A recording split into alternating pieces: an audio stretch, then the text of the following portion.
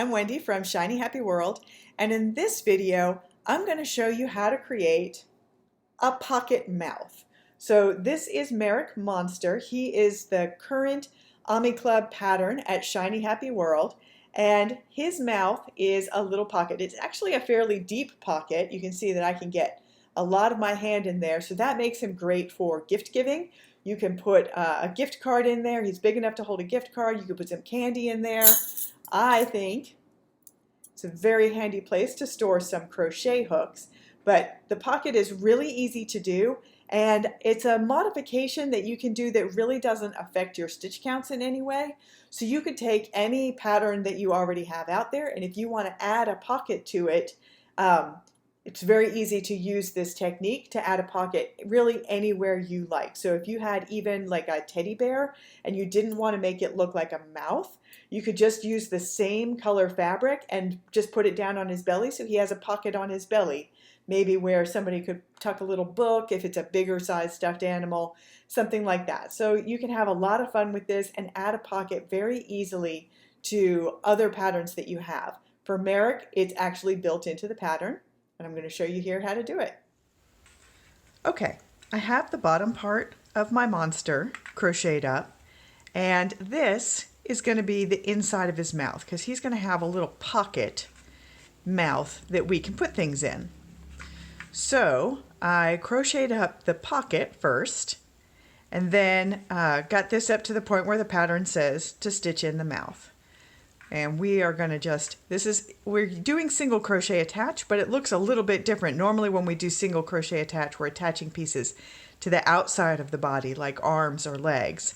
This time, the only thing that's really different is that we're going to attach it to the inside of the body. So I took where I've fastened off, and I've got it over on the side, just so it doesn't, it looks normal. And we just tuck that in, and when I crochet these together, again, single crochet attach, normally you're attaching both layers and on the outside, but we're going to attach just one layer to the mouth here. So let me get my hook back where it goes, and the hardest part on this is just getting started. So I've got my pieces lined up here, and now I'm just going to stitch through both of these layers at the same time, the front of the mouth and the front of the body. And the pattern says to do this for 18 stitches, just straight single crochet. So we go into the mouth, and then into the body, and then into the mouth, and just treat that like one stitch. It is one stitch. So one single crochet, but it goes through both layers. So that's 2,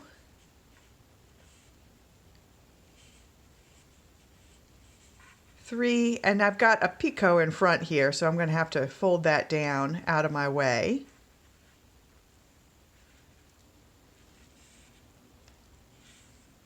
4, oops, get through.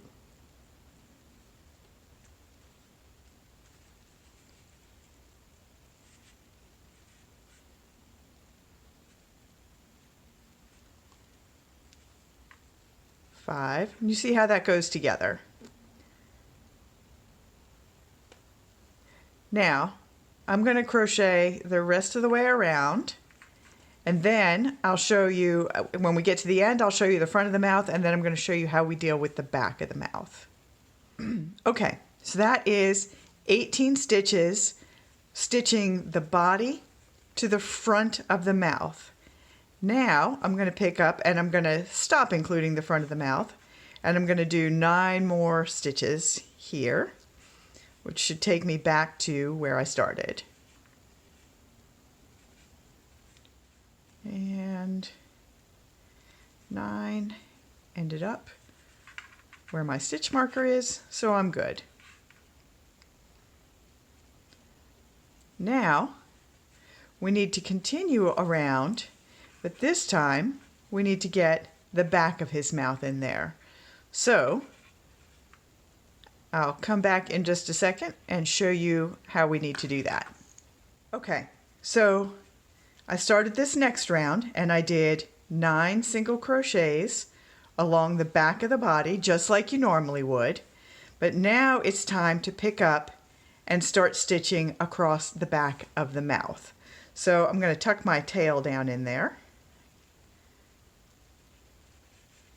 And now, when I crochet, instead of attaching it to the front of the body, I'm going to crochet through the back of the mouth. And it looks a little bit weird because I've got the mouth is inside out. So normally I crochet through the back loop, and on the front of the work that leaves all of these nice ridges and the nice easy front loops here that I can see, and it's easy to crochet through, but I wanted the inside of the mouth to be a different texture than the outside of the body. So I've got him in there, so we'll be able to see that inside of the mouth if you peek inside. So it just means that it looks a little bit different when I'm stitching through these loops, but you will get the hang of it. So my first stitch is going to be right here, and I'm going to do 18 stitches across the back of the mouth. So when I get that first stitch in there, I want to just pull that tail tight again and tuck it down in there. So that was 1, 2,